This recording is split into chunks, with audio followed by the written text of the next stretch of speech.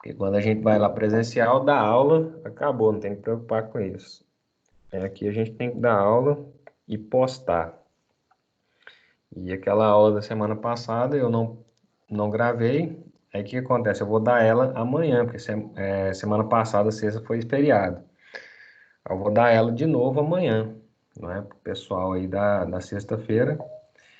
E aí, a aula que eu der amanhã, eu posto lá no Ava de vocês, da aula passada. Então, a aula passada, quem estava presente pegou, né? Quem não estava presente, vai ter que aguardar aí até sábado, tá bom? Para estar lá gravado no seu Ava. E aí, a aula de hoje também a gente já está gravando aqui. Deixa eu só confirmar, tá gravando? Ele tá, agora sim. Bora lá então, pessoal. Sejam todos bem-vindos aí. Muito obrigado pela participação, pelo carinho. Alessandro, Ana Cláudia, Ana Laura, Bruno Oliveira, Bruno Platão, Gustavo Henrique. Ô, Bruno, segura aquele cachorrinho aí, que tava nervoso aquele dia, hein? Isabelle Bocato, Josiane, Catherine, Kelly, Marcos André, Natália, Miguel, Pauliane, Rayane. Tá com o mic aberto aqui, deixa eu desligar. Sâmia, Letícia. Tá? Muito obrigado pela participação de vocês. Alessandro, bem na época lá do seminário, né? Não deu certo da gente fazer por causa da pandemia aí que a gente enfrentou, certinho? Mas qualquer coisa eu estou à disposição aqui, certo? Só falar Certo, comigo. certo. Boa noite. Beleza. Boa Eu noite. até gostaria de falar com o senhor após a aula, se for possível. Tranquilo, cara. Certinho, Cegado. então. Valeu. Falou. Vamos lá então, né, pessoal? Vamos avançando aqui na nossa aula de hoje. Hipersensibilidades. A gente já, na época que falamos de anticorpos, a gente falou um pouquinho de alergia, que é hipersensibilidade do tipo 1, mas agora a gente vai entrar em maiores detalhes, não é? Falando aí dessas hipersensibilidades. Então, olha só, reação de hipersensibilidade, certo? E quem está querendo entrar aí, pessoal, já faz aí o print da tela, tá bom? Compartilha lá no grupo de vocês, compartilha lá no Instagram, o pessoal vê aí a nossa aula ao vivo, certinho? Estamos tudo junto aí, ó. Fazer o print aí da tela, todo mundo participando, certinho? Para a gente iniciar a nossa aula de hipersensibilidade. Acho que eu tô meio escurinho, né, ali, ó. Deixa eu ligar uma luz frontal aqui, rapidinho.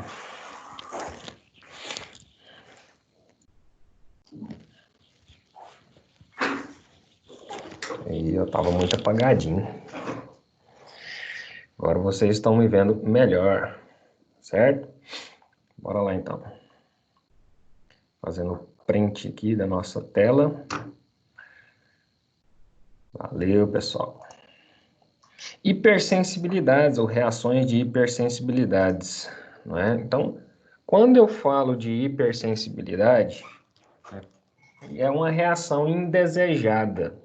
Normalmente, ninguém quer ter uma reação de hipersensibilidade, né? E muito menos quer passar por essa situação, seja qual for a hipersensibilidade presente, certinho?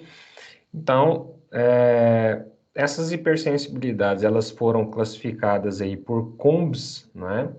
Combs classificou, foi o pesquisador que classificou essa hipersensibilidade, e ele classificou em 4 tipos: a hipersensibilidade do tipo 1, a hipersensibilidade do tipo 2, tipo 3 e tipo 4, ok? Mais pessoas chegando aí na aula. Aí.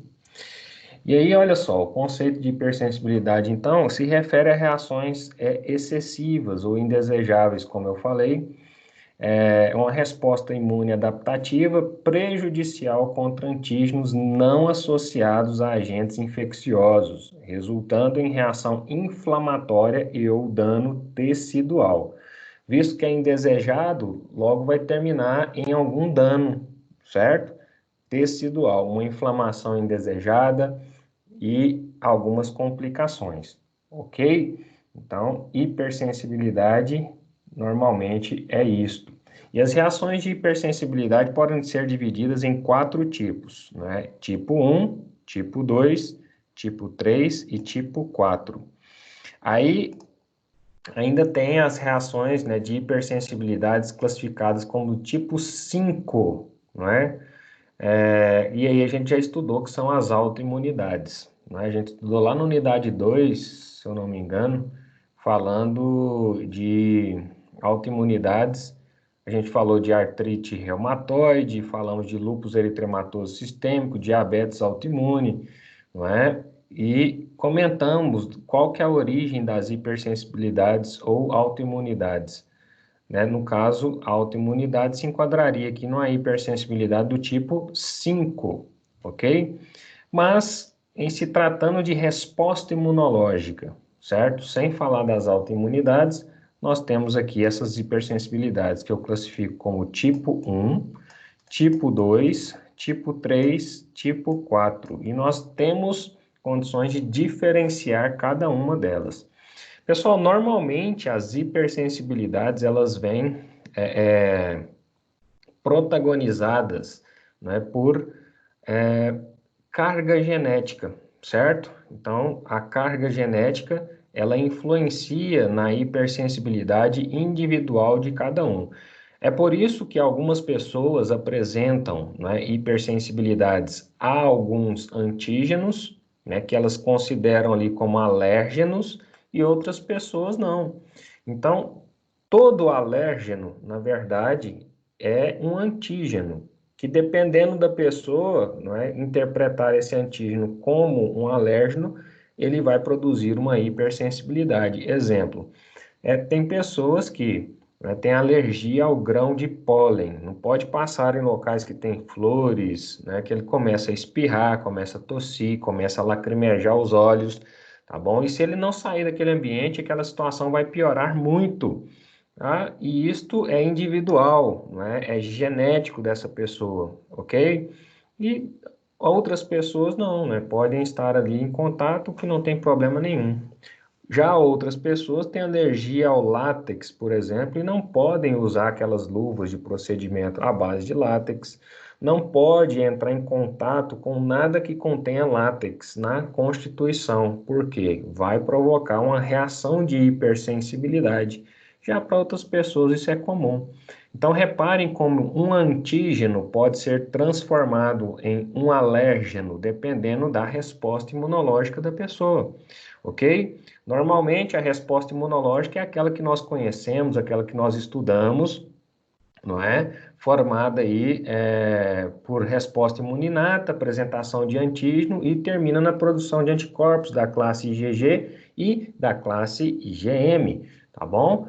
Mas, né, algumas pessoas, né, interpretam esses antígenos como alérgeno e aí os principais alérgenos, não é? Nós temos aqui pelos de animais, não é? Grão de pólen, látex, veneno de abelha, não é? Medicamentos, né? Tem pessoas que têm alergia aos medicamentos,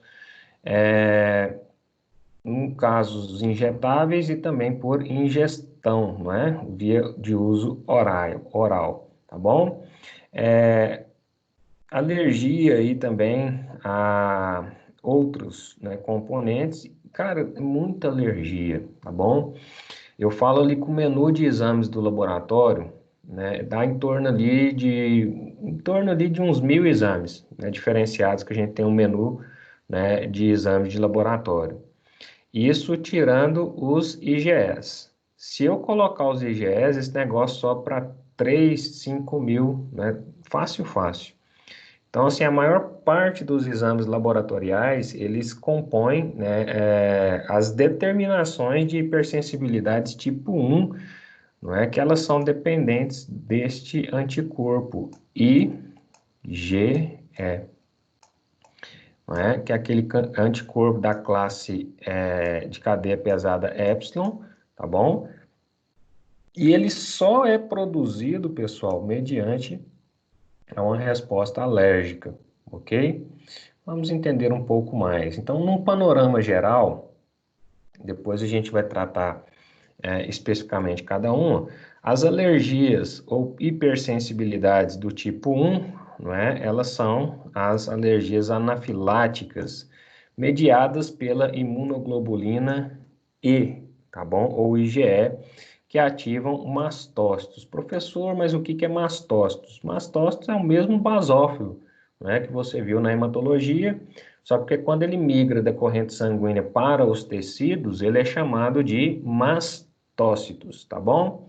Também temos a hipersensibilidade do tipo 2, que é uma hipersensibilidade citotóxica, ou seja, vai causar necrose tecidual, não é?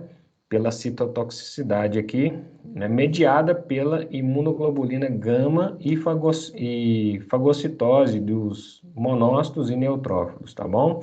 E aqui também atua o sistema complemento, visto que a imunoglobulina G e a imunoglobulina M são capazes de ativar a proteína do complemento, como a gente viu no passado, quando estudamos o sistema complemento, certo?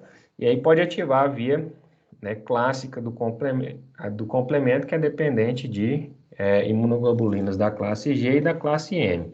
Como essa hipersensibilidade do tipo 2, ela é mediada por IgG, tá bom? Isto vai gerar aí ativação do sistema complemento, tá bom? A tipo 3 forma-se então imunocomplexos, né, também mediada por IgG, formando aí complexos imunes e ativação de fagócitos, ok? Normalmente como que ela acontece? Forma o imunocomplexo de forma exagerada.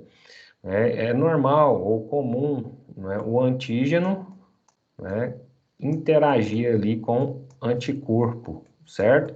Formando aquilo que nós chamamos de complexo, né, antígeno-anticorpo. Então, esse aqui que é o complexo que ele está falando aqui, o imunocomplexo, tá bom? É a interação entre o antígeno e o anticorpo. Só porque em algumas situações forma-se muito imunocomplexos. Esses imunocomplexos, então, eles depositam, né, nas articulações, certo?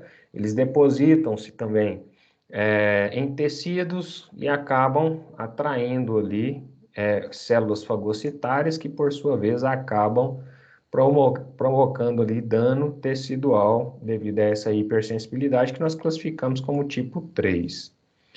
A tipo 4 é mais uma alergia de contato, que nós chamamos de celular ou tardia. Você entra em contato com alguma situação, não é? Passado ali algum tempo, começa uma resposta imunológica ali, provocar dano tecidual. E ela é mediada por linfócitos T, tá bom? Principalmente o T helper 1, o T helper 2, que é o TCD4, tá bom? Ou T citotóxico, tá bom? E aí nós temos aí também o tipo 5, como eu falei, que são as doenças autoimunes mediadas pelo anticorpo IgM ou IgG e complemento, que a gente estudou no passado.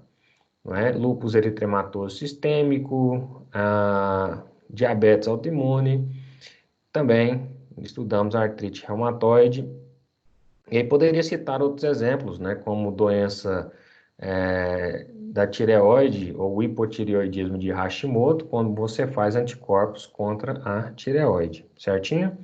Então, esse aqui é um panorama geral. Agora vamos estudar especificamente uma por uma, né, dentro dessas hipersensibilidades, né, que é uma resposta imune indesejada.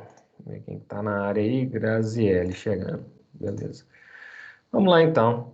Hipersensibilidade do tipo 1, conhecida como imediada por hipersensibilidade anafilática, tá bom? Então a pessoa sofreu um choque anafilático, ela sofreu uma hipersensibilidade do tipo 1, certo?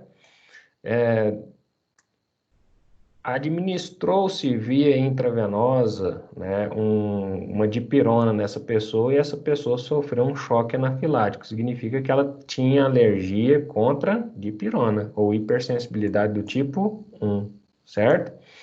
A reação pode envolver pele, olhos, nasofaringe, tecido broncopulmonares e trato gastrointestinal.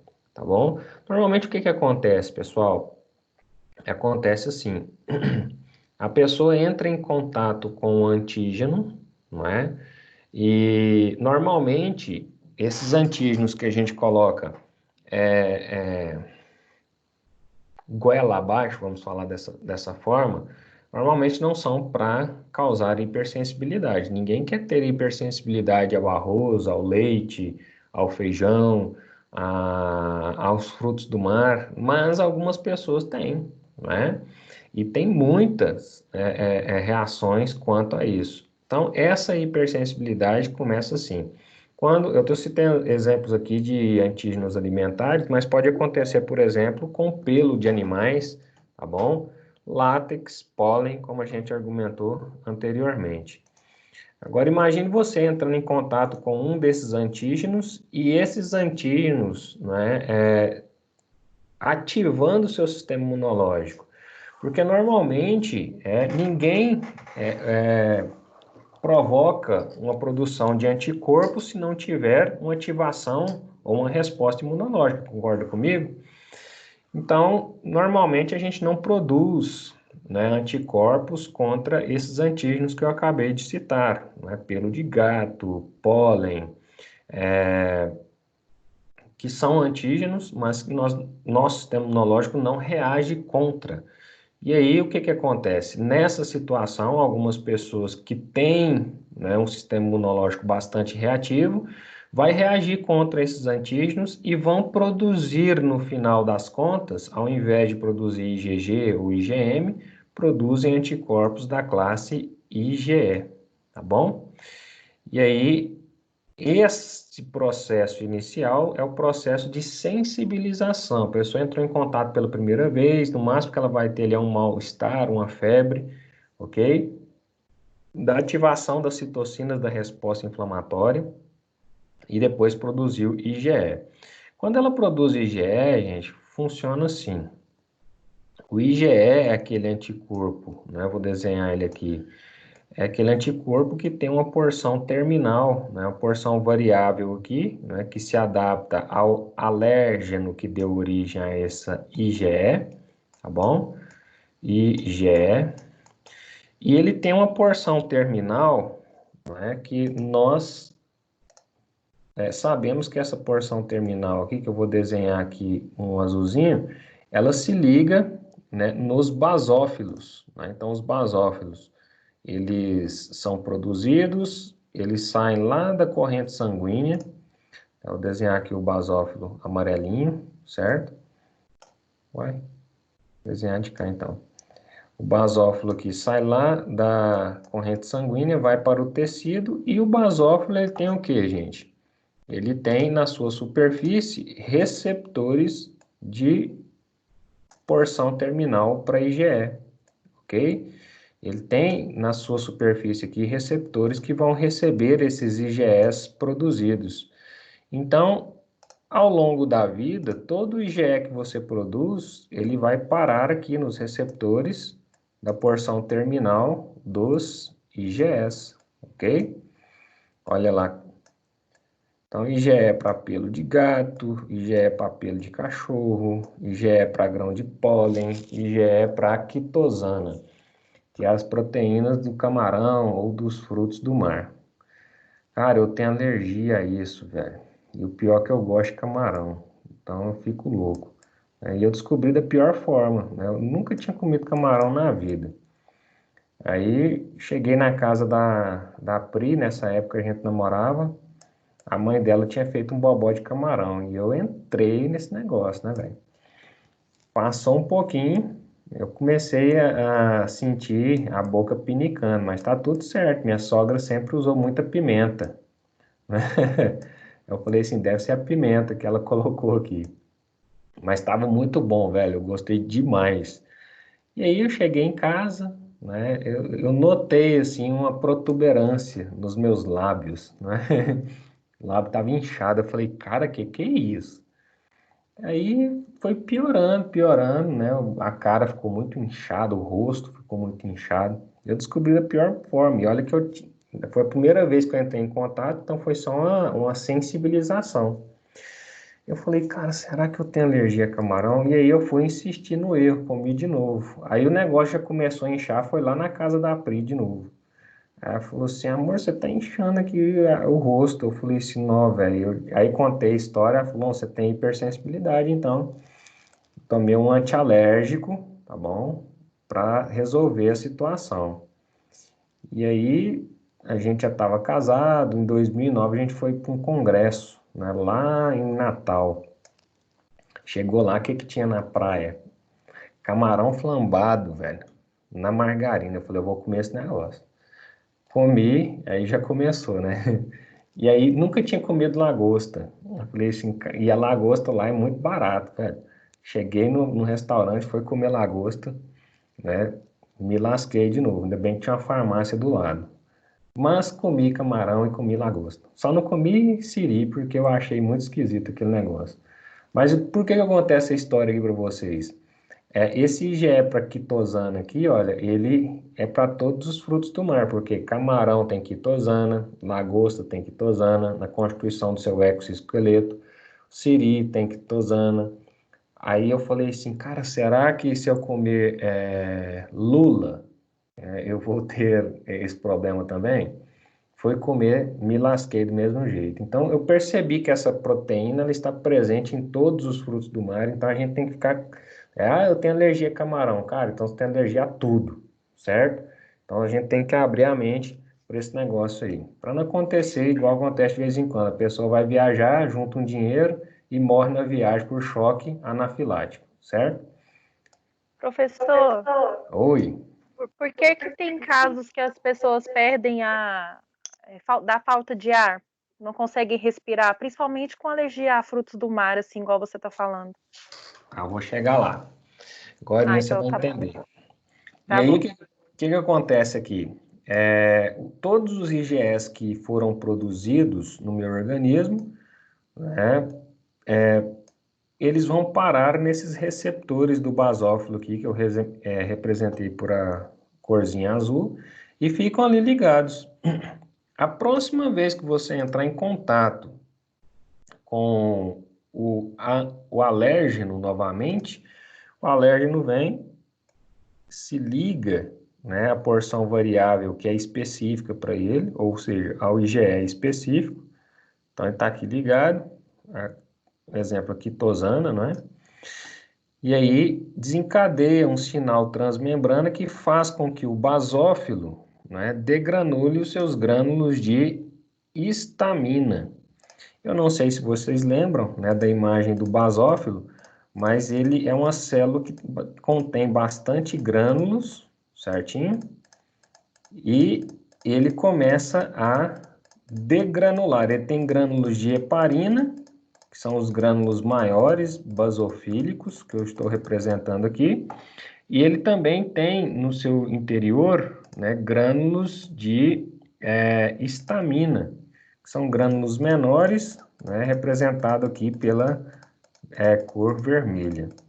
E quando há uma ligação complexo antígeno, no caso alérgeno, anticorpo IgE, e esse IgE está ligado ao basófilo, começa a liberar essa substância vasoativa, né? Esses grânulos de histamina caem, né, no tecido em volta, porque o basófilo ele não fica na corrente sanguínea, não é?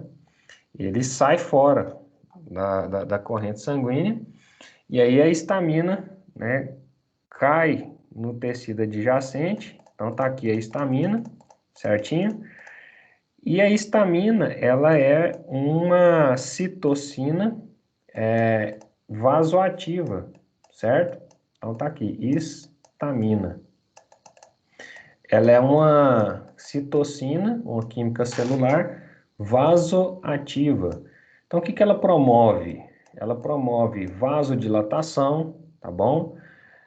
E essa vasodilatação vai fazer com que haja extravasamento de plasma para o interstício. Então, ocorre inchaço por causa disso. Certinho? E olha só, vasodilatação promovendo inchaço, promovendo coceira ou prurido, ok? Então, é uma amina, por isso que termina histamina, tá bom? Então, é uma amina vasoativa, que promove vasodilatação e, por causa disso, edemaciação do local. Resultado: a edemaciação local provoca no nariz, entupimento do nariz. Já viu quando você está ali de boa, de repente seu nariz entope? E aí você fica com dificuldade de respirar, normalmente ocorre coriza junto, não é? Por que disto? Por causa da degranulação de histamina, você está com alergia. Pessoal, principalmente quando você entope o nariz, não é? E tem aquela coriza, igual água, porque a coriza é amarelada, é catarro, né, gente? É a resposta imunológica, você deve estar com gripe, com resfriado, qualquer outra coisa. Agora, quando você entope o nariz e sai aquela coriza transparente, né, incolor, vamos falar dessa forma, igual a água, aquilo ali é coriza proveniente de algum quadro alérgico, não tem nada a ver com inflamação de micro-organismo, não, tá bom? E aí, isso eu estou citando um exemplo de nariz, porque você fica com aquele narigão de batata, inchado, vermelho, né? Extravasando coriza e entupido. Então, ele vai inchar por quê? A histamina foi degranulada e promoveu vasodilatação e edemaciação do local, inchaço, certo? E agora, imagina a situação, né? Você comendo camarão, a quitosana vai lá e degranula a histamina do basófilo em cima da sua glote. Né? Então, lá na laringe, eu tenho a glote e a epiglote. Né? Então, imagina isso inchando por causa da ação da histamina, que é vasoativa, promovendo inchaço, edemaciação e vasodilatação. Então, você vai começar a ter dificuldade de engolir e dificuldade também de respirar. Tem gente que morre por edema de glote. Agora, por que que algumas pessoas, né, como falou aqui, tem dificuldade para respirar quando entra num quadro de choque anafilático? Por exemplo, o asmático. O que que acontece com o asmático? Né? O asmático, ele tem que tomar aqui, né, um broncodilatador, né, para regularizar a situação dele. O que está acontecendo aqui nessa alergia? O basófilo, né, foi sensibilizado com algum IgE respiratório, né, seja aí grão de pólen, pelo de gato, poeira doméstica. E normalmente quem tem asma, a asma é a síndrome respiratória aguda, não é? Provocada aí por alergia. Então, asma, síndrome respiratória aguda, alérgica, certo? E aí você tem aí isso provocado pela degranulação de histamina na árvore brônquica. Então, tem aqui, né, a traqueia, certo? A traqueia se ramifica aqui em brônquios, né? Brônquio direito, brônquio esquerdo, certo? E cada brônquio se ramifica aqui em bronquíolos, certo? E aí os bronquíolos vão se ramificando e formando aquilo que nós chamamos de árvore brônquica, que termina lá nos alvéolos pulmonares, certinho? E aí eu tenho o meu pulmão, né? O meu pulmão aí esquerdo e o meu pulmão direito, certo? Esse aqui tá com efizema, né? Olha só, mas tá lá. E o que que acontece? Quando a pessoa entra em contato com alérgeno, né, respiratório, e ela tem esse problema, vai lá entupir o nariz, né? Olha aqui, o menininho com congestão nasal, mas isso também desce, traqueia, brônquios e bronquíolos, promovendo vasodilatação. O que que a vasodilatação faz, gente? Ela acaba obstruindo os brônquios e bronquíolos, fazendo com que a luz do brônquio e bronquíolo, vou fazer um corte aqui e mandar para cá. Então, o bronquíolo, né, o ar passa por aqui, né? E aí, se tiver um quadro alérgico, o que que vai acontecer? Isso vai inchar, né? Então, tá inchado aqui, olha, a luz do bronquíolo diminuiu. Olha aqui, estava aumentado normalmente, diminuiu por constrição devido ao inchaço promovido aí pela histamina. Então, broncoconstrição porque diminuiu a luz do brônquio. Por que fez isso diminuir? O arco reflexo da histamina, que vasodilatou, inchou o local, e aí, assim como entope o nariz, entope lá também o brônquio, a pessoa fica com aquela angústia respiratória, certo? E aí, não adianta eu tomar via oral, algum antihistamínico ou um antialérgico aí, que vale passar pelo tubo digestivo, ser absorvido na corrente sanguínea, não dá tempo. Então tem que colocar uma coisa mais potente e inalatória, que vai parar direto ali no pulmão. Por isso que quem tem esse tipo de síndrome normalmente usa essas bombinhas aqui, que injeta aqui um broncodilatador, tá bom? E um antialérgico para cessar o efeito da histamina, que é uma substância vasoativa. Mas não para por aí, não. O basófilo degranula primeiro a histamina e depois ele começa a liberar citocinas que provocam danos teciduais. Então nunca fica só na alergia, sempre tem algum dano tecidual, envolvendo essa situação, certinho? Então sempre vai ter ali um dano tecidual em volta disso. Então, a reação pode envolver pele, olhos, nasofaringe, tecido broncopulmonar e trato gastrointestinal, certo? Trato gastrointestinal também.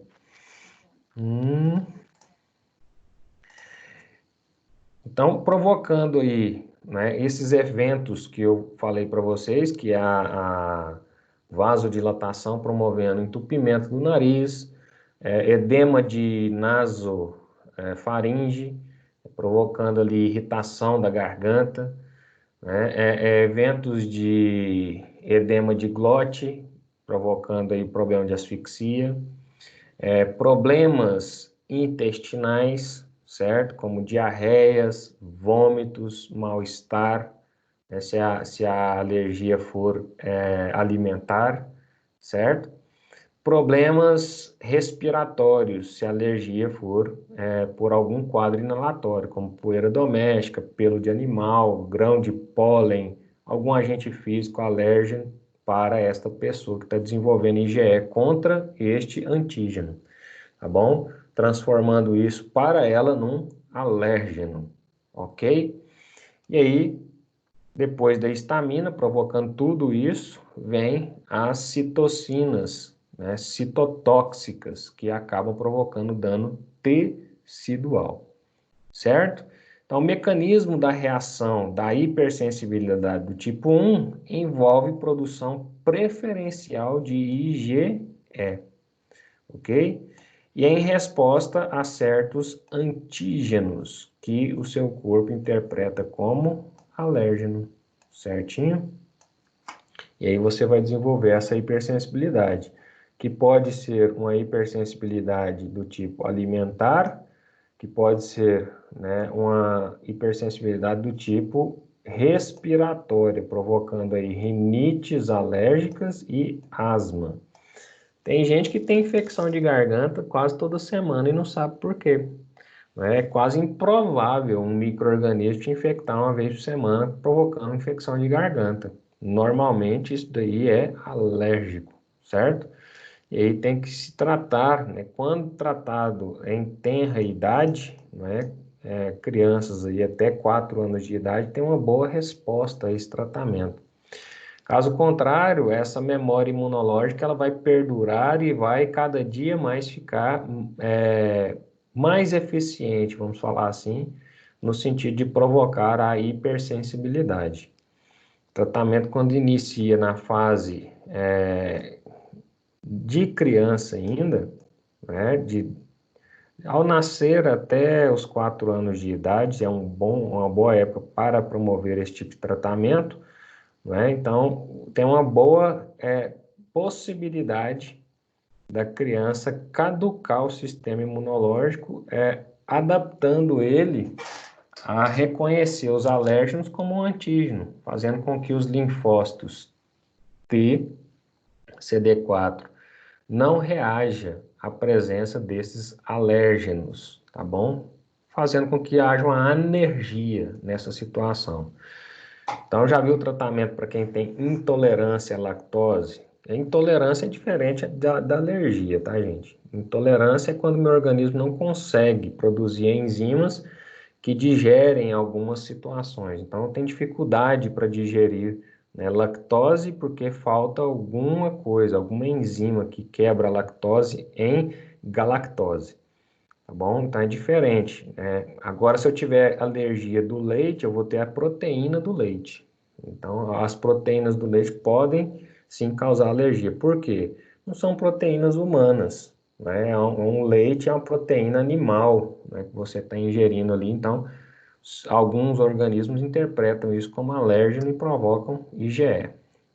Então, tem outras alergias. Tem gente que tem alergia à gema do ovo, outros têm a clara do ovo, outros têm alergia à proteína do ovo, outros têm alergia ao leite, à proteína do leite, outros têm alergia ao feijão, outros têm alergia ao arroz, outros têm alergia à mandioca, outros têm alergia a carnes, de boi, carne de galinha, outros têm alergia a peixe.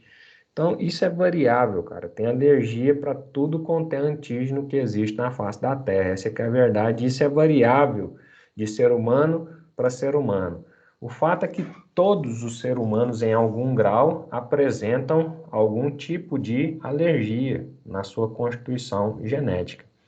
Uns com quadros mais graves e sintomatológicos, outros com quadros menores, porque são poucos alérgenos que eles respondem e normalmente são sazonais.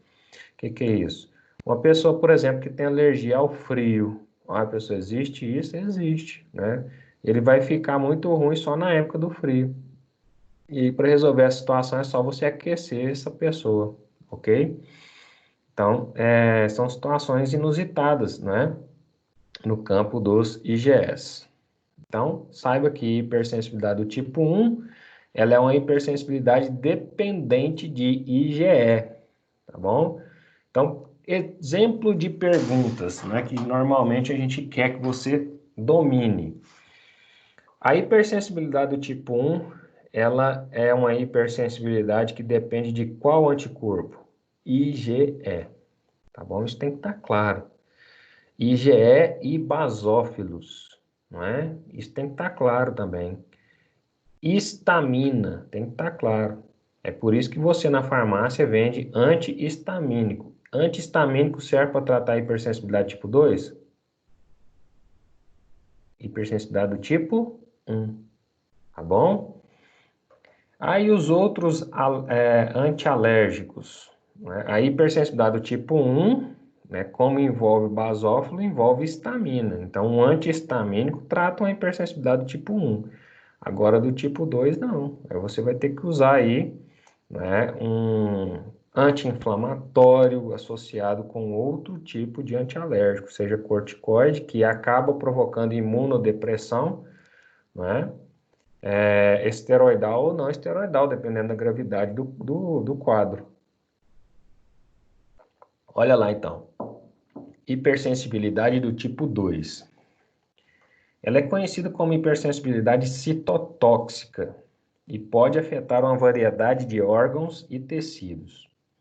É primariamente mediada por anticorpos das classes IgG e IgM e ativa um complemento por causa disso, resultando na destruição da célula a qual o antígeno está aderido. É um exemplo, né, a anemia hemolítica ou doença hemolítica do recém-nascido.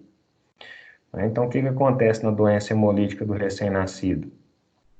A mãe, ela é sensibilizada. A mãe é RH negativo, certo? Então, a pessoa que é RH negativa, ela não conhece a proteína RH.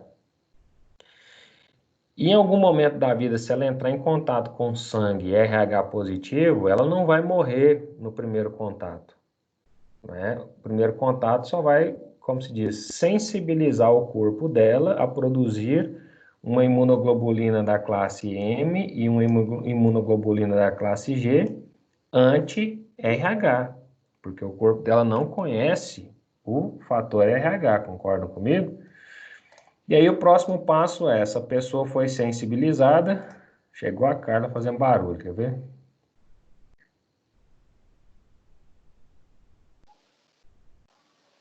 Ei, Carla, como é que você tá? Já chegou fazendo... Professor, tô joia. E aí, como é que tá? Beleza pura. Então, nós já começou aqui, vamos, pega o rabo da conversa aí, ó. Ah, então tá bom. Pode deixar que eu já tô pegando. Olha só aqui, então. Nessa situação, né, a hipersensibilidade, a mãe produziu o anti-RH, né, que é a imunoglobulina da classe M e da classe G. Por quê? Ocorreu aquela apresentação de antígeno. Entrou em contato com o sangue RH positivo, né, um organismo que nunca viu o RH vai produzir anti-RH da classe IgM e da classe IgG. Depois que foi feito essa sensibilização, né, um próximo contato com sangue RH positivo, essa pessoa vai destruir todos, né, as hemácias RH positivo. E aí o que acontece? Se a mãe é RH negativo e ela já está sensibilizada com anticorpos anti-RH da classe IgM e da classe IgG, da classe IgM nem importa muito porque ele não atravessa a placenta. Agora, da classe IgG, ele atravessa a placenta e vai atacar o feto, se esse feto for RH positivo. Então, os anticorpos anti-RH, não é, da classe IgM, ou perdão, da classe IgG, eles vão atravessar a placenta e se o feto tiver hemácia RH positivo, esse anticorpo vai começar a se ligar, né, nas hemácias, destruindo as hemácias do feto, fazendo com que haja hemólise. Então, por isso que esse feto vai começar a desenvolver uma anemia hemolítica, certo? Só porque a gente sabe também, lá da hematologia do professor Eden, você lembra disso? Que acontece que quando ocorre a hemólise da hemácia, ocorre a produção de bilirrubina, lembra disso?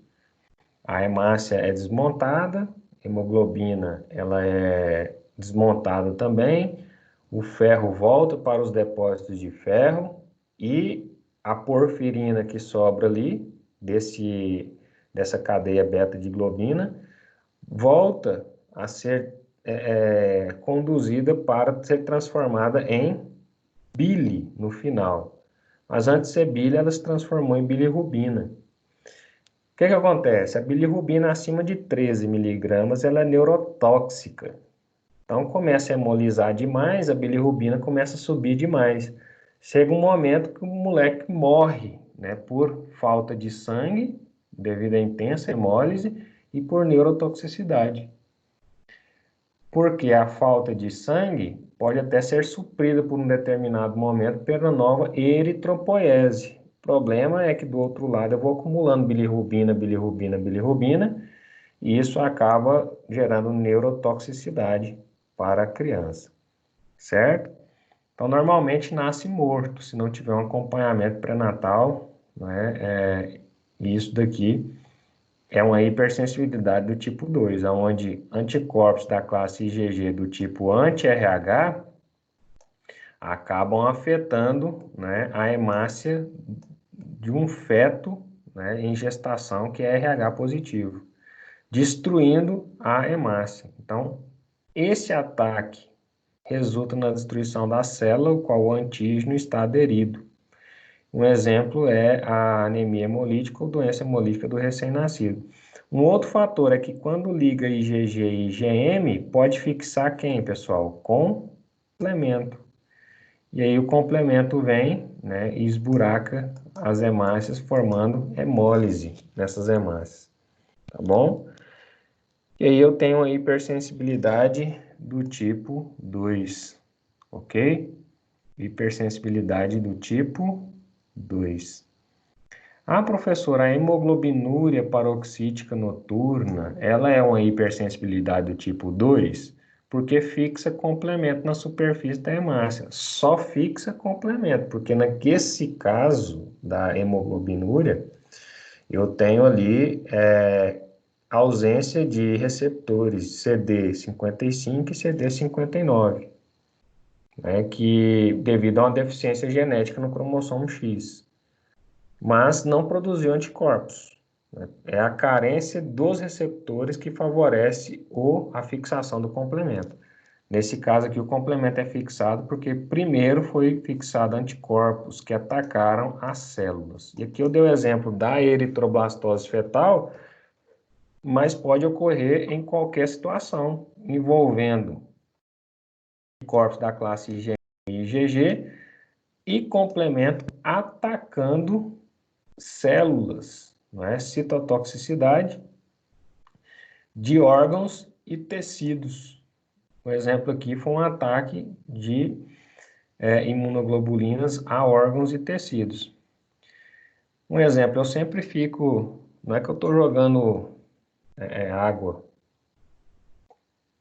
no fogo, mas eu sempre fico pensando, eles desenvolveram essa semana uma produção em escala para anticorpos anticoronavírus. Não sei se vocês viram, eu publiquei lá no meu Instagram. Israel desenvolve a patente de produção de anticorpos anticoronavírus, ou seja, a gente está caminhando para o fim dessa situação, não é? Graças a Deus. Mas se não for observado a imunogenicidade desse anticorpo, pode virar uma hipersensibilidade depois. É óbvio que eles já pensaram nisso. Eu estou falando assim, por que foi tão difícil chegar nessa produção de anticorpo? Afinal de contas, era só pegar uma pessoa, né, na cabeça, como se diz, leiga. Era só pegar uma pessoa que já foi infectada, não é?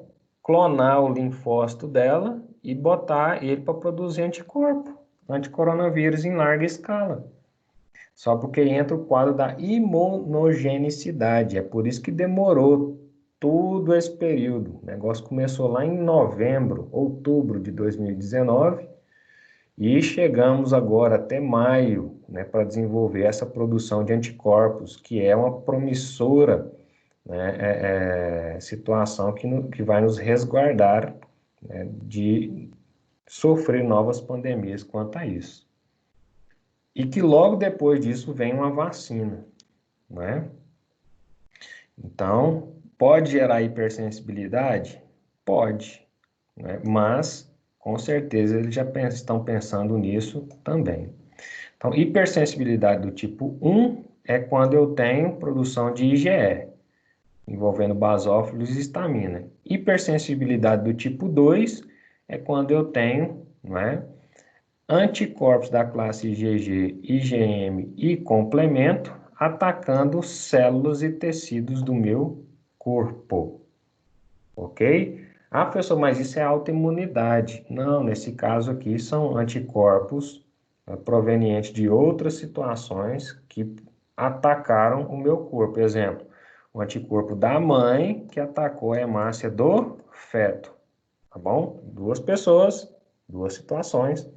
Não tem autoimunidade aqui nessa situação. E aí, olha só, a eritroblastose fetal, doença hemolítica do recém-nascido, esse aqui, né, é um natimorto. Repara que está bem verde, porque excesso de bilirrubina e biliverdina do intenso quadro hemolítico. Intensa hepatomegalia e esplenomegalia, por causa da hemólise, né? O órgão baço é o órgão retículo endotelial que capta as hemácias hemolizadas e o fígado é o órgão que metaboliza isso em bile. Então, hepatoesplenomegalia. Ok? e, obviamente, arroxeado, morte por asfixia devido à anemia intensa provocada. Mas não existe só essa situação, existe também formação, né, de anticorpos que atuam na figura 2 e 3 aqui, que é o famoso pênfigo ou fogo selvagem, que são doenças raras, né, mas que são anticorpos que atacam tecidos, né, provocando aí necroses teciduais, como vocês estão vendo aqui. Cara, isso é muito ruim, velho. Isso dói, isso é horrível para a pessoa que tem esse tipo de doença. Então começa assim, né, com um ataque bolhoso e depois forma, olha aqui, um ataque bolhoso, depois isso estoura, seca, necrosa. Imagina a situação, né? Hipersensibilidade do tipo 2. Então, o que depende da hipersensibilidade tipo 2? Ela é citotóxica, ela ataca tecidos. Sanguíneo, epitelial, pode atacar outros tecidos? Sim. E o que envolve a hipersensibilidade tipo 2? IgG, IgM e complemento. Então, grava aí. Tipo 1 depende de IgE e são as alergias anafiláticas. Tipo 2 é a citotóxica, dependendo de IgG, IgM e complemento, que atacam tecidos. Tipo 3 é a de imunocomplexos, né, gente? Então, olha lá, conhecida como hipersensibilidade de imunocomplexa, a reação pode ser geral ou envolve órgãos individuais, incluindo pele, rins, pulmões, vasos sanguíneos, juntas ou outros órgãos. A reação deve levar 3 a 10 horas após a exposição ao antígeno. São, na maioria, em classe de IgG, embora a IgM possam também estar envolvida. O que acontece aqui? Normalmente, uma resposta imunológica comum, né, que seria somente a sensibilidade, eu tenho ali a produção de anticorpos que irão atacar os antígenos, vem o monócito e limpa tudo, certo? Aqui, nesse caso, vai formar tanto anticorpo que vai atacar tanto antígeno que vai formar um montão de imunocomplexo. Esse imunocomplexo vai começar a depositar, né, por precipitação nas articulações, nos órgãos, nos vasos sanguíneos, nas juntas, provocando aí dores reumáticas, comprometimento renal, pulmonar, né, epitelial e dos vasos sanguíneos. Fazendo com que, após essa reação de hipersensibilidade, após o entrar em contato, às vezes a pessoa entra em contato com o antígeno uma vez, no segundo contato produziu tanto anticorpo, que aí depois de 3 a 10 horas após a exposição ao antígeno, né, eu tenho um choque de hipersensibilidade do tipo 3. Formou tanto imunocomplexo que começa a doer as articulações, né? Por exemplo, se for alguma coisa renal, eu vou ter uma nefrite, se for pulmonar, eu vou ter pneumonia por causa dessa lesão, né? E se for nos vasos sanguíneos, eu vou ter aí flebites importantes, inflamação dos vasos sanguíneos, reumatismo, no caso das juntas, certo? E a hipersensibilidade do tipo 3, ou seja, olha aqui, reação de Artus, hipersensibilidade do tipo 3. Formou tanto imunocomplexo aqui que provocou dano tecidual. Lúpus eritematoso sistêmico. Ah, professor, isso aqui é uma hipersensibilidade do tipo de autoimunidade. Mas tem vários níveis de lúpus, né? E também é considerado uma hipersensibilidade do tipo 3, formando imunocomplexo. Doença do soro.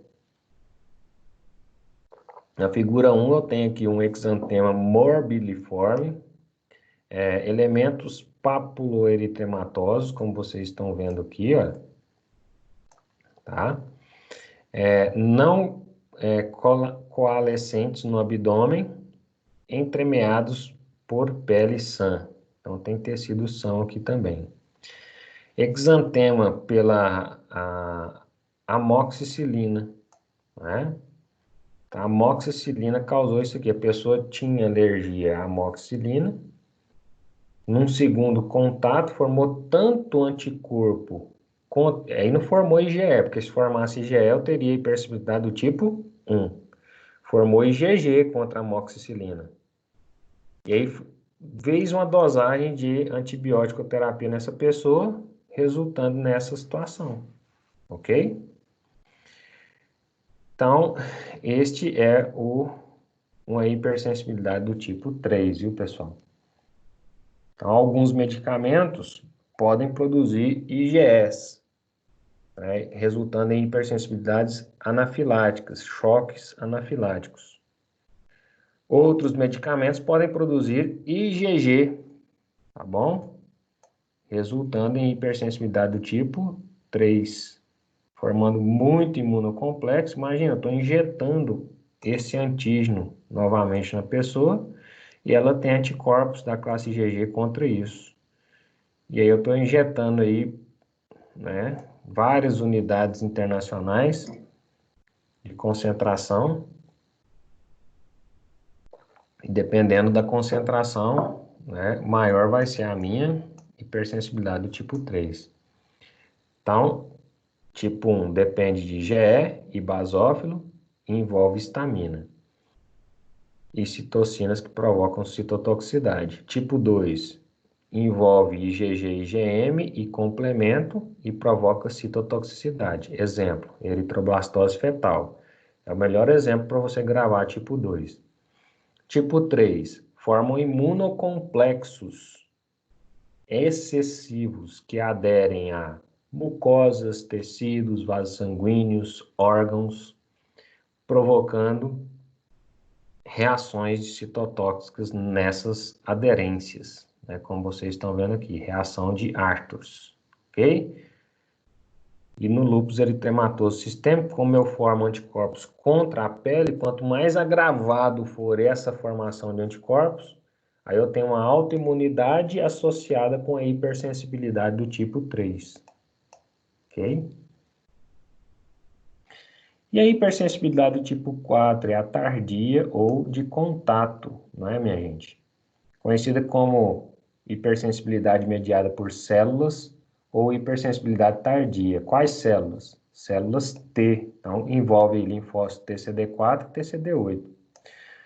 Após a ativação da célula T, essa libera citocinas, que são substâncias mensageiras que estimulam as células de defesa contra o invasor, que levam ao acúmulo e ativação de macrófagos, causando danos locais. Então, a pessoa entrou em contato, não é, com algum metal ou algum tecido que ela não podia entrar em contato. O que vai acontecer?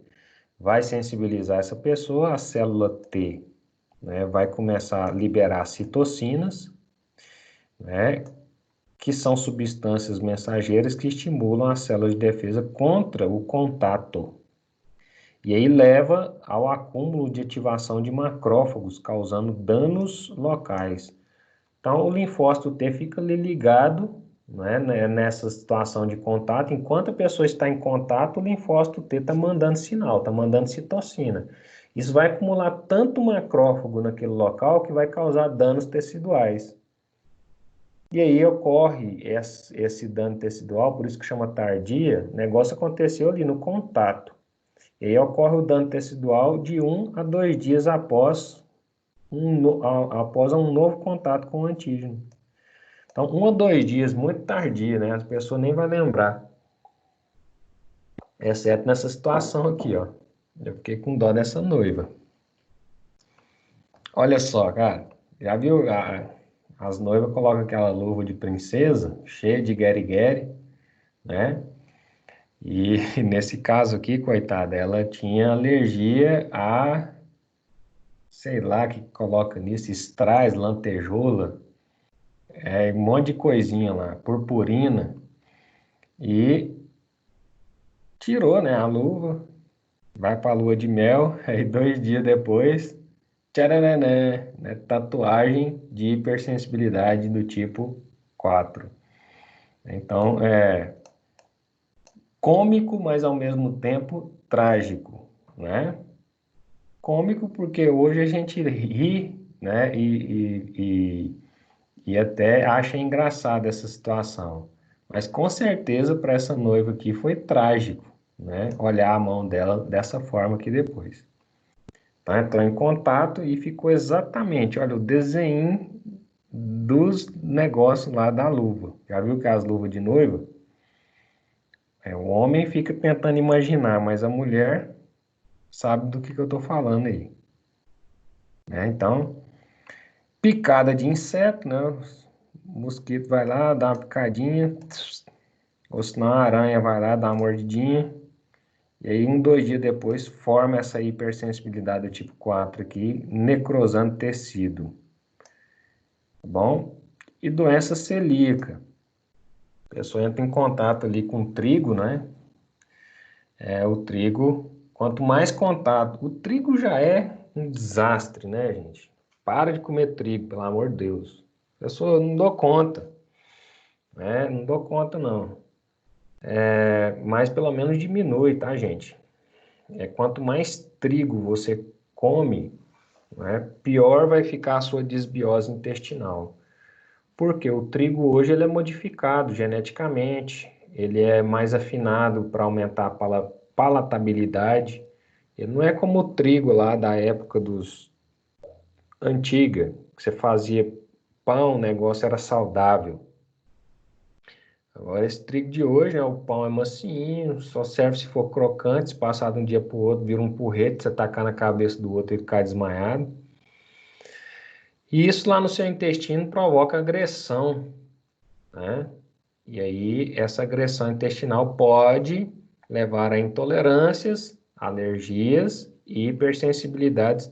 Essas alergias podem ser do tipo 1, não é? Formando IgE, pode ser do tipo 4, tardia, provocando isso daqui lá no seu intestino. Né? Imagina seu intestino tudo inchado por dentro, você com diarreia crônica, doença celíaca, tanto comer trigo. Eu falo, né, com propriedades e estudos comprovam isso, né, que todo mundo tem alergia ou um certo grau de alergia ao trigo. Ah, professor, eu não tenho não. Fica um mês sem comer trigo, depois come de novo. Vai ver a diarreia que vai te dar, certo? Então, o ideal é que você consuma menos trigo, mais alimentos integrais, ok? E procure sair aí do que nós chamamos de veneno branco, para que se hoje você não tem, graças a Deus, doença celíaca, você não venha desenvolver isso ao longo da sua vida. Então, torne-se com hábitos saudáveis. Lá no meu Instagram, hoje no feed, eu publiquei justamente sobre isso. Fala um pouco da vontade da pessoa de comer doce. Você é uma pessoa que tem vontade de comer doce? Né? Você é uma pessoa que fica fissurada por doce? Ou não dá conta de ficar sem comer doce? Dá uma olhadinha lá no meu Instagram depois. @EdenRodrigues Biomédico, certo? Lá no feed, eu acredito que ainda esteja no Stories, mas lá no feed, tá lá para você ver um videozinho que eu publiquei, justamente falando sobre isso. Depende muito do que você come, né, para gerar essa vontade. Então, e um dos fatores que você come muito, né, se você tem esse problema, é o trigo. E isso pode te levar futuramente a uma hipersensibilidade tipo 4, que é a doença celíaca. Então, cuidado, cuide-se. Lá eu dou dicas também de como cuidar. Certinho? Beleza pura, pessoal? E a hipersensibilidade do tipo 5 nós já estudamos. São reações estimulatórias, né, provocando aí doenças autoimunológicas. Então, esse tipo de hipersensibilidade foi recentemente classificado como tal e se baseia no princípio de alguns elementos da resposta imune que podem estimular uma função orgânica. O exemplo mais característico é o que ocorre com indivíduos que produzem anticorpos né, antirreceptores de TSH. Estes receptores estão na tireoide, né, e os anticorpos se ligam nesses receptores, simulando a ação do TSH, e induzem a glândula a liberar hormônios tireoidianos, causando um hipertireoidismo ou doença de Graves, certo? A pessoa fica com o olhão, né, estufado por causa dessa doença de Graves, certo? Uma outra doença autoimune é essa miastenia grave, formando anticorpos que atacam a placa neuromotora, né? E o hipotireoidismo também, né? Aqui no caso do hipertireoidismo, no caso da doença de Graves, foram anticorpos, né, que se ligam nos receptores simulando a ação do TSH. Então, não atacam a tireoide, são anticorpos que se ligam na tireoide, estimulando ela a formar TSH, mesmo que eu não precise. Porque o hormônio TSH ele é feito por feedback, assim como qualquer hormônio. A pessoa acordou agora, então começou a liberar o ACTH, que é o hormônio do estresse, cortisol. A pessoa começa a ficar estressada, para que o organismo dela desperte, então ela vai despertar. Depois disso, a pessoa vai estimular, vai tomar um cafezinho, alguma coisa, e começa, né, a hipófise liberar TSH para estimular a glândula tireoide a liberar tetraiodotiroxina, que é o T4. Então, o TSH faz com que o T3, que é o triiodotiroxina, receba mais um átomo ali, um íon de iodo, e aí ela se transforma em T4. O T4 é um hormônio que faz com que haja catálise no seu organismo. Quebra de carboidratos, quebra de lipídios, catálise. E aí você energiza, produz muito ATP, fica ligadaço. E aí vai trabalhar, passa o dia inteiro, né? Parará. E aí, quando vai chegando à noite, seu organismo já está cansado. O nível de cortisol vai baixando, né? Você vai desligando, o TSH vai diminuindo, né? E você entra num estado de sonolência para dormir. Aí quando você toma um banho, cara, casa caiu, né? Tomou banho, tá com a barriguinha cheia, pé na areia para dormir, né? E aí, no caso do hipertireoidismo, você fabrica anticorpos que se ligam continuamente na glândula tireoide. Então, ela não desliga, fica produzindo T4 o tempo inteiro, a pessoa emagrece, é o efeito sibutramina. A pessoa emagrece, fica elétrica, parece um esquilo, de tão elétrica que ela fica. E o olhão esbugalha para fora. Doença de Graves, que é uma doença autoimune. E no caso da doença autoimune da tireoidite de Hashimoto, que leva ao hipotireoidismo, que é o contrário, a pessoa precisa produzir T4 a partir de T3 só porque, como ela está com hipofunção da tireoide, ela não produz isso. Então, fica ali, a hipófise fica mandando um estímulo, TSH, TSH, TSH, só porque a glândula tireoide está falida. Está falida por quê? Nesse caso, porque produziu anticorpos anti-TPO,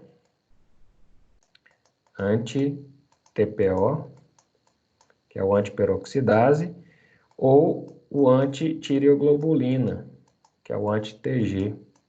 Ou às vezes os dois, esses anticorpos atacam a glândula tireoide e ela entra numa hipofunção. E a pessoa fica letárgica, sonolenta, extremidades frias, né, o dia inteiro.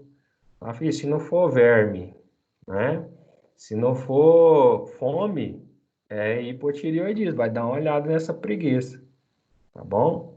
E se não for preguiça também, né? Porque tem gente que procrastina muito, que é um nome bonito para preguiça, certo?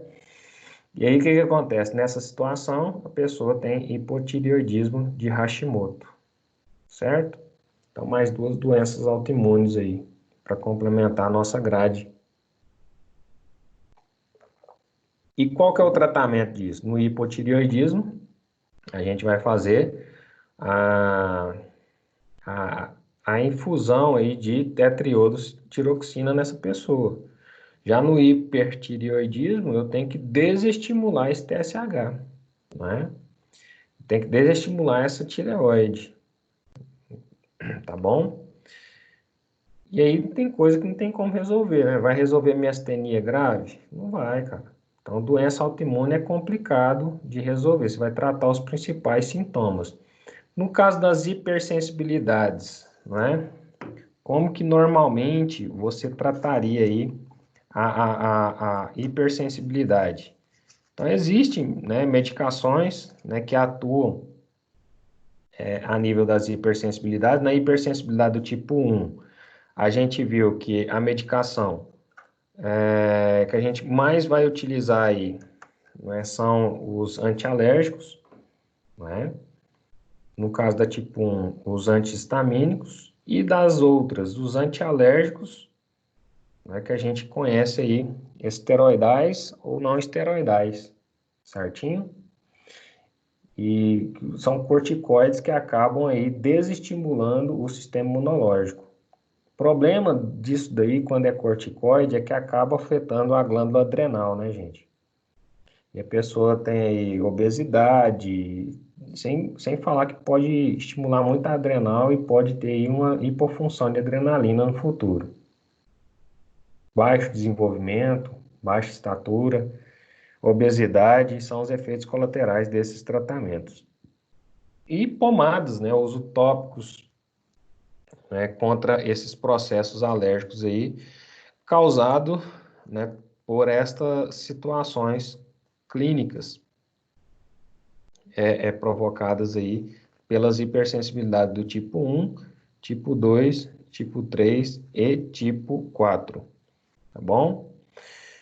E aí tá tudo lá no seu livro, mais detalhes para você ler. Então vamos dar uma olhadinha lá, fazer alguns exercícios. Deixa eu sair aqui. Já terminou aqui a apresentação. Deixa eu só descartar aqui aquelas rabisqueiras que eu fiz, né? Aí lá no livro de vocês, tá assim.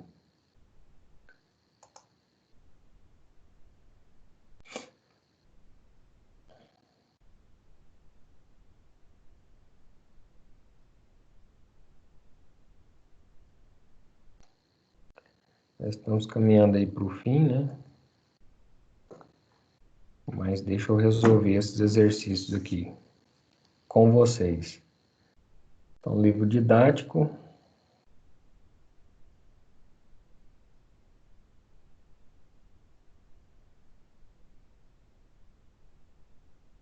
Está carregando aqui.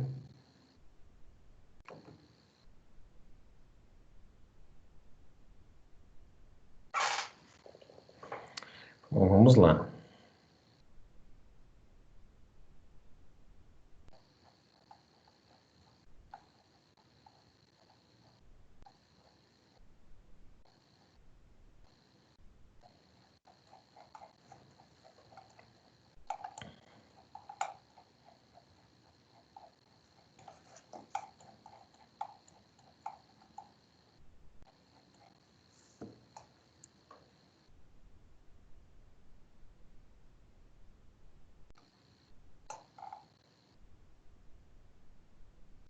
Hipersensibilidades.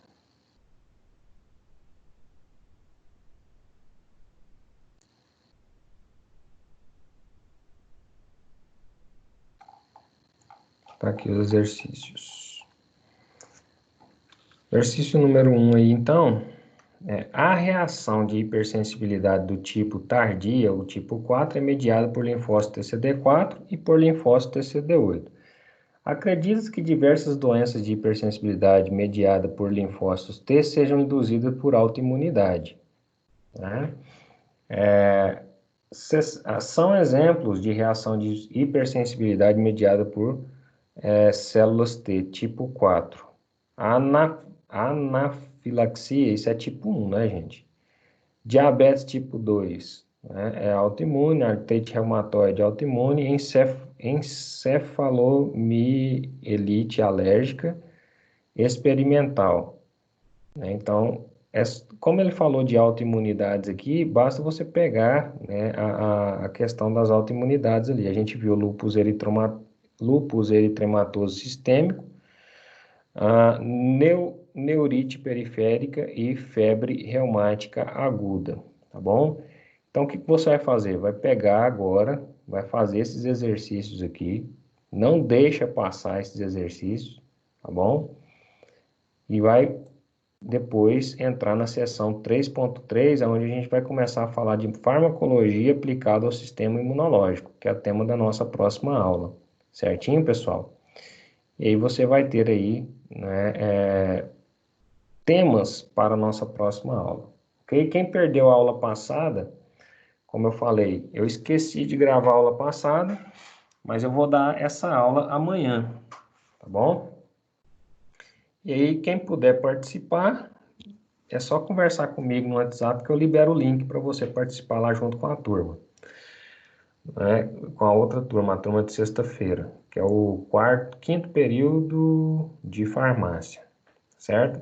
Se você não puder participar, porque obviamente você vai ter outra aula, não tem problema não, eu vou gravar a aula lá e vou subir para o AVA e liberar para vocês, que não tiveram a oportunidade de estar presentes na aula passada, tá bom? Certinho, pessoal? Então, eu vou ficando por aqui, né? Um grande abraço para vocês, saudade do coração, e dia 30 de maio termina a reclusão, né? Voltaremos com emoção no coração e com muita vontade de estudar e fazer a nossa segunda revisão, tá bom? Para fazer a prova e tirar um 4.000zão, né? 5.000, sei lá quanto que vale a prova agora. É isso aí. Tá tudo certo, pessoal? Vou ficando por aqui, então. Eu agora tenho um Aí, neném. eita, cara. Como é que ele tá aí? Tá aqui pegando fogo, meu neném. Oh, beleza pura. É bom demais, né? Graças a Deus. Nossa, o trem mais bom do mundo. Tá certo, então. Professor, muito obrigada pela aula. Boa, como sempre. Estou aqui guardando as nossas piadas para saltar lá dia 30. Opa, vai lá, alegrar nós. Vamos lá, alegrar aquela turma lá. Fica com Deus. Com Deus também. Muito obrigada. Nada.